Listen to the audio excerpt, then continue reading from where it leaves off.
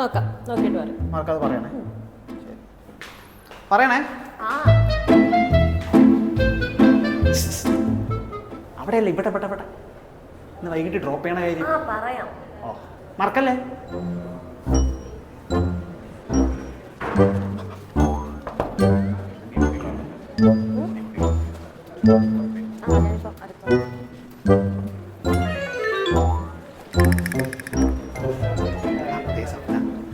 സ്വപ്ന വൈകിട്ട് ഡ്രോപ്പ് ചെയ്യണ കാര്യം നീ ഇവിടെ ഇരുന്നാ ഡ്രോപ്പ് ചെയ്യോ? കൊള്ളാലോ.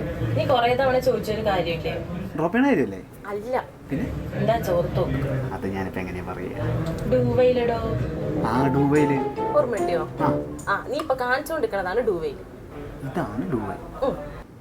അതായത് ഒരു ടാസ്ക് ഒരു തവണയെങ്കിലും ചെയ്യണം എന്നുള്ള ഉറപ്പ്, ആ ഒരു സിറ്റുവേഷനിലാണ് നമ്മൾ ഡൂവൈൽ യൂസ് ചെയ്യാം.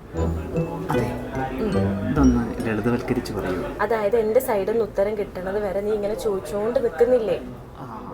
അതാണ് ഡൂവൈ. വീണ്ടും വീണ്ടും ഒരു കാര്യം കിട്ടുന്നവരെ ചോദിച്ചുകൊണ്ടിരിക്കുക.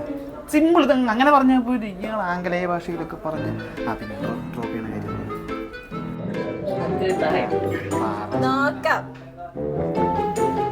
ഡൂവൈല്